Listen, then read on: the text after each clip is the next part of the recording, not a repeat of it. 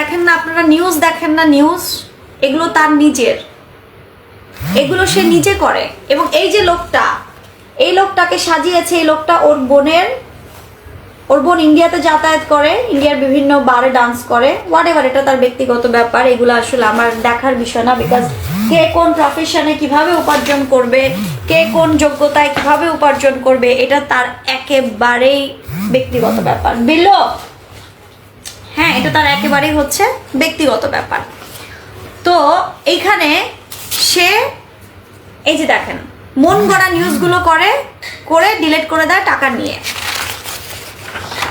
এই যে আপনারা যতগুলো পোর্টাল দেখবেন না, এবং এই যে এটা টাইমস অফ বাংলাদেশ, এই যে ফোন নাম্বার তার, প্রত্যেকটা অনিবন্ধিত অনুমোদিত পোর্টাল। এই যে আদালত পাড়ায় এরকম করে পোস্টারিং করে বেড়ায়। ভাই, বিয়ে কি কেউ গোপন রাখতে পারে বলেন? এই যে তার বোন বিভিন্ন গণমাধ্যমে গিয়ে, বিভিন্ন গণমাধ্যম না, বিভিন্ন ইউটিউবারদের কাছে গিয়ে এগুলো করছে। আচ্ছা, কি অবস্থা? তোর কাছে সব কিছুর প্রমাণ রাখতে হয়?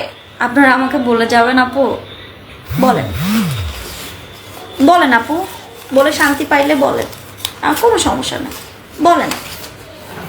আল্লাহ না করুক দেশের যে পরিস্থিতি। আসেন, এমকে, এটার মানে কি জানেন তো না? এটা একটা ইন্টারন্যাশনাল ব্র্যান্ডের ওয়াচ। এই ওয়াচটা আমি পরি গত 4 বছর হয়ে গেছে, 4-5 বছর এই ওয়াচটা আমি পরি। এই ওয়াচটা আমার হাতে, সেই ওয়াচটাকে মার্ক করে কি লিখেছে দেখেন তো? লিখেছে এভাবে অন্যের জামাইকে পটান তিনি।